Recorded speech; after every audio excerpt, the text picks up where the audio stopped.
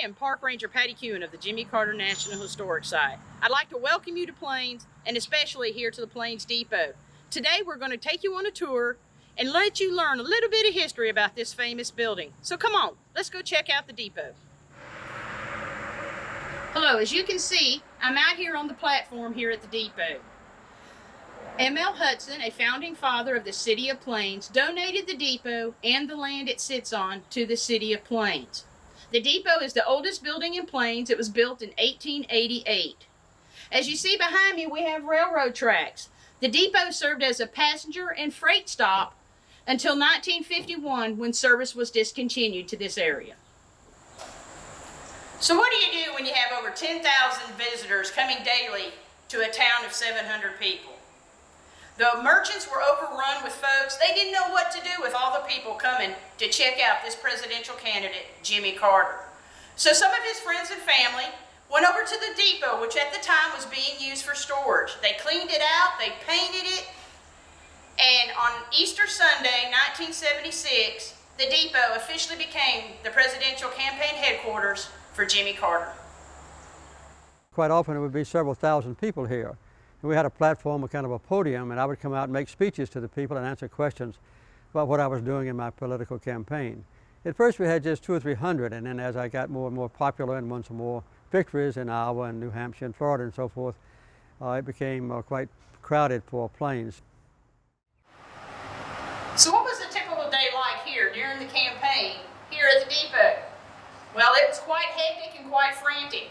Volunteers and family would come here to the depot, spend the day here passing out bumper stickers, passing out buttons, any kind of information they could give out on candidate Jimmy Carter. The family left out on Monday and crisscrossed the United States, going all over the country talking about Jimmy Carter. On Fridays, they would meet back here at the depot, strategize, campaign for what they were going to do for the following week, and on Monday, they were back out again on the campaign trail.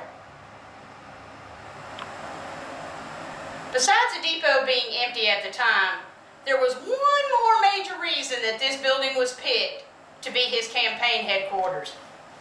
It was the only building in town that had indoor plumbing and a bathroom.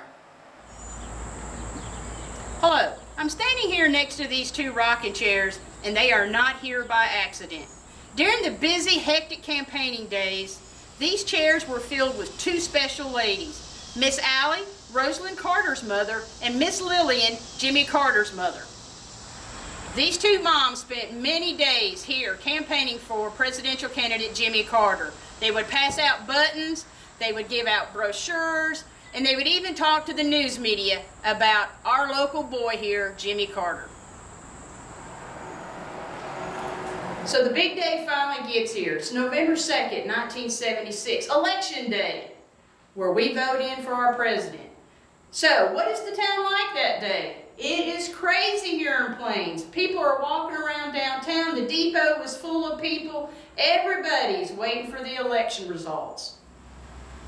Because of the hard work of dedicated volunteers, friends, and family who spent many hours and days working here at the depot, spreading the news about presidential candidate Jimmy Carter, Election Day results did not disappoint. A local boy from right here in Sumner County, Georgia, is elected to be the next president of the United States. On January 17, 1977, James Earl Carter is sworn in as the 39th president of the United States of America.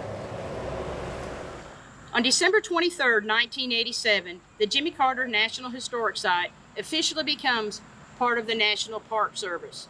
President Ronald Reagan established the park by signing the bill. At the time, the depot was the only stop you could see here at the site. But if you come today to Plains, we also have the Plains High School, where President and Mrs. Carter went 1st through 11th grade. In just 2.5 miles outside of town, you will be able to visit President Carter's boyhood home. We have 17 acres out there that will take you back to the Great Depression and let you learn about his life on the farm. So please come to Plains and check out the Jimmy Carter National Historic Site.